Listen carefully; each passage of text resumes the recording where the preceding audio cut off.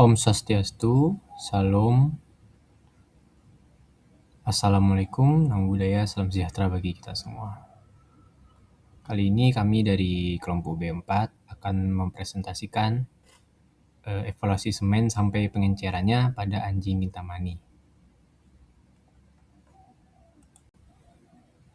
Dengan anggota kelompoknya sebagai berikut.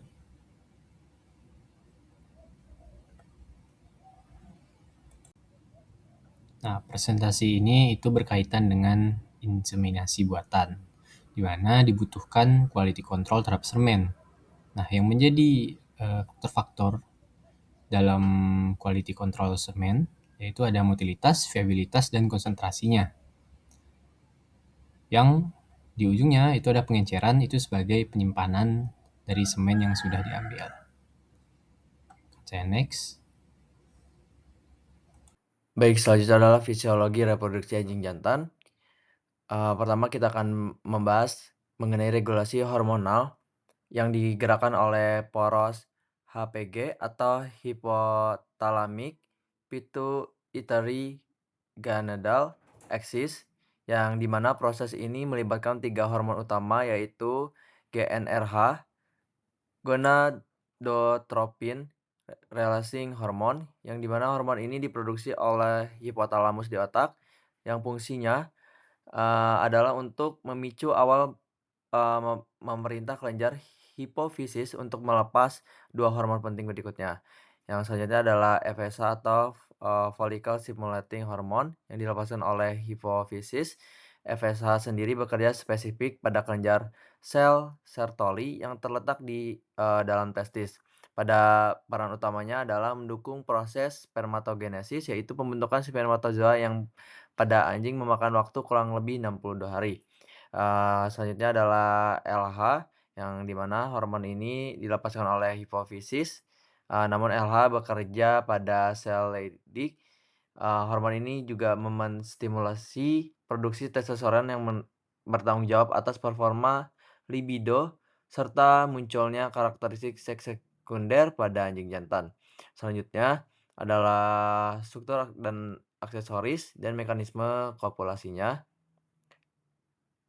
Mari kita perhatikan pada gambar anatomis anjing jantan yang tertera di slide, di mana yang pertama ada kelenjar prostat. Perlu dicatat bahwa kelenjar prostat merupakan satu-satunya kelenjar aksesoris yang dimiliki oleh anjing jantan. Prostat sendiri berfungsi menghasilkan cairan semen yang bertindak sebagai penyedia nutrisi sekaligus media transport bagi sperma saat ejakulasi. Selanjutnya adalah os penis dan bulbus grandis, di mana struktur penis anjing memiliki keunikan karena dilengkapi dengan os penis atau tulang penis. Dan selain itu, terdapat bagian yang disebut bulbus grandis. Saat terjadi kopulasi, bulbus grandis ini akan membesar dan mengalami engorgement di dalam vagina anjing betina. Fenomena ini menciptakan apa yang kita kenal sebagai the tie atau fase terkunci, di mana kedua anjing akan bertautan selama 15 hingga 30 menit untuk memastikan deposisi semen berjalan optimal. Pada anjing Kintamani sendiri, metode penampungan semen yang digunakan itu pada dasarnya sama seperti pada anjing ras lainnya, yang mana hingga saat ini tidak terdapat metode khusus untuk anjing Kintamani, sehingga teknik yang paling umum digunakan adalah digital manipulation atau stimulasi manual, yang mana metode ini merupakan suatu gold standar dalam penampungan semen anjing karena dinilai sederhana, aman, dan mampu menghasilkan semen yang berkualitas tinggi. Untuk teknik yang digunakan dengan memberikan stimulasi pada bulbus glandis, yaitu jaringan erektil yang berada di pangkal penis, sehingga memicu terjadinya ereksi dan ejakulasi. Selain digital manipulation, terdapat metode lain seperti artificial vagina dan electroejaculation, namun penggunanya lebih terbatas dan biasanya hanya digunakan pada kondisi tertentu saja. Penampungan semen ini dapat dilakukan dengan ataupun tanpa betina estrus, yang mana kehadiran betina ini hanya berfungsi sebagai teaser atau rangsangan tambahan untuk meningkatkan respon seksual pejantan. Nah, pada slide ini menunjukkan tahapan penampungan semen menggunakan metode digital manipulation. Tahap pertama adalah stimulasi awal, yaitu memberikan rangsangan seksual pada pejantan, baik dengan kehadiran teaser maupun stimulasi langsung pada operator hingga terjadi ereksi. Tahap kedua adalah retraksi prepucium dan memberikan tekanan pada bulbus glandis. Pada tahap ini prepucium ditarik ke belakang, kemudian operator memberikan tekanan yang konstan pada daerah bulbus glandis untuk mempertahankan ereksi dan merangsang ejakulasi. Tahap ketiga adalah ejakulasi dan penampungan semen ke dalam wadah steril. Selama proses ini, semen akan keluar dalam 3 fraksi yang berbeda. Fraksi pertama disebut pre-sperm fraction, yang mana berwarna jernih dan hanya mengandung sedikit spermatozoa. Kemudian fraksi kedua disebut sperm rich fraction, yang mana itu biasanya berwarna putih keruh dan juga mengandung jumlah spermatozoa yang paling tinggi. Karena itu, fraksi ini menjadi bagian yang paling penting untuk evaluasi kualitas semen maupun proses pengenceran. Sedangkan pada fraksi ketiga ini, spermanya akan berwarna kembali menjadi jernih karena didominasi oleh cairan prostat.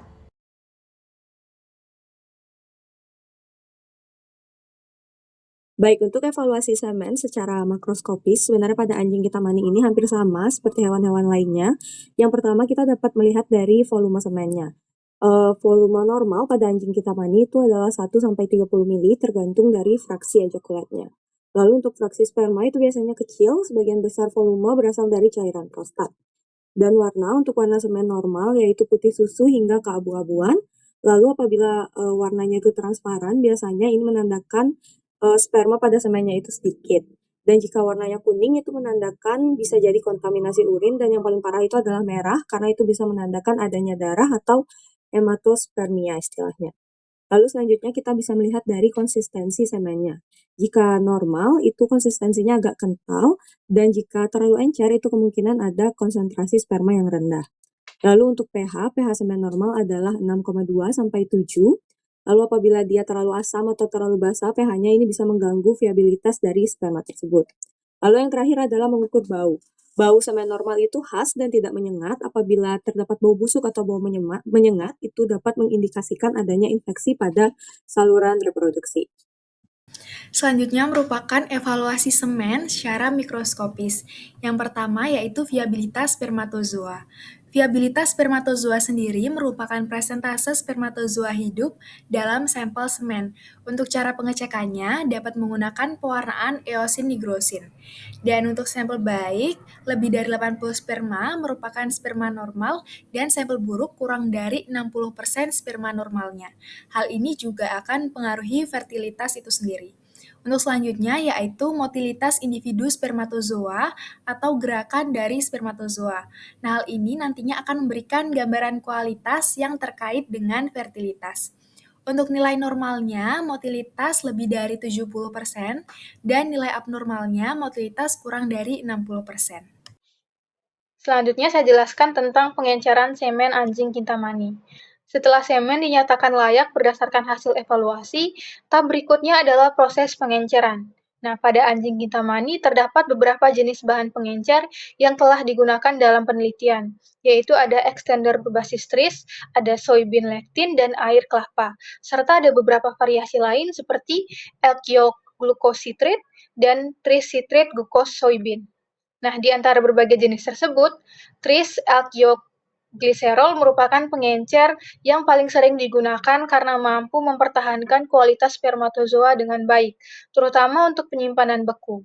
Nah, pada beberapa penelitian, gliserol tidak langsung ditambahkan, tetapi diberikan secara bertahap agar spermatozoa dapat beradaptasi dan mengurangi stres osmotik. Selain itu, soybean lectin mulai dikembangkan sebagai alternatif penggunaan elk yolk karena berasal dari bahan yang nabati, kemudian lebih higienis dan memiliki kemampuan yang hampir sama dalam melindungi membran spermatozoa. Sementara itu, air kelapa yang dikombinasikan dengan fruktosa dimanfaatkan sebagai pengencer alami karena mengandung gula dan mineral yang lebih membantu mempertahankan viabilitas spermatozoa selama penyimpanan dingin. Selanjutnya ada peran komponen dalam pengencer. Setiap bahan pengencer memiliki komponen yang saling melengkapi untuk menjaga kualitas semen. Komponen yang pertama adalah tris atau sitrat, yang berfungsi sebagai buffer untuk menjaga pH tetap stabil sehingga spermatozoa tetap berada dalam kondisi yang optimal. Selanjutnya ada elk yolk atau lectin yang berperan melindungi membran spermatozoa dari kerusakan, terutama akibat perubahan suhu selama proses pendinginan atau pembekuan. Selanjutnya ada komponen berikut, ada gliserol yang berfungsi sebagai chiroprotectant, Artinya, gliserol melindungi spermatozoa dari pembentukan kristal es saat pembekuan sehingga struktur sel tidak mudah rusak. Terakhir ada glukosa atau fruktosa yang berfungsi sebagai sumber energi bagi spermatozoa untuk mempertahankan motilitas selama proses penyimpanan. Dengan kombinasi komponen tersebut, bahan pengencer mampu mempertahankan viabilitas, motilitas, dan integritas spermatozoa sehingga kualitas semen tetap baik hingga digunakan untuk inseminasi atau proses reproduksi lainnya. Selanjutnya yaitu prosedur pengenceran semen anjing terdiri dari 4 tahapan, yaitu yang pertama adalah persiapan, yang mana semen dikoleksi terlebih dahulu menggunakan metode manual manipulation. Setelah itu dipilih semen yang memiliki kualitas yang baik dengan motilitas minimal 60%. Selanjutnya disiapkan bahan pengencer atau extender yang dapat berupa sitrat, glukos, soybean, maupun egg yolk, glukos, dan sitrat. Pengencer ini berfungsi untuk menyediakan nutrisi sekaligus melindungi spermatozoa selama penyimpanan. Tahap kedua yaitu pengenceran. Semen dicampurkan dengan extender menggunakan rasio 1:2 atau 1:3, artinya satu bagian semen ini dicampur dengan 2 hingga 3 bagian pengencer. Pencampuran dilakukan secara perlahan sampai homogen agar sel sperma tidak mengalami kerusakan akibat perubahan lingkungan yang terlalu cepat. Kemudian tahap yang ketiga adalah penyimpanan. Setelah diencerkan, semen disimpan pada suhu sekitar kurang lebih 5 derajat Celcius, di mana suhu ini dipilih untuk memperlambat metabolisme spermatozoa sehingga kualitasnya dapat dipertahankan lebih lama. Kemudian tahap yang terakhir adalah evaluasi secara berkala. Pemeriksaan ini dilakukan pada jam ke-0, ke-3, dan ke-6 setelah penyimpanan. Parameter yang dievaluasi meliputi motilitas dan viabilitas spermatozoa, dan hasil evaluasi ini digunakan untuk mengetahui apakah kualitas semen masih layak digunakan dalam program inseminasi buatan. Pada tahap setelah pengenceran, terdapat beberapa faktor yang mempengaruhi kualitas semen, sehingga nantinya layak digunakan untuk inseminasi buatan. Yang pertama, itu adalah faktor teknik pengenceran, di mana ada one step dan two step. Berdasarkan penelitian yang ada, teknik two step menghasilkan motilitas spermatozoa postal yang lebih tinggi dibandingkan dengan one step, sehingga lebih direkomendasikan untuk pembekuan semen anjing hitamani. Faktor kedua adalah manajemen cryoprotectant, yaitu gliserol.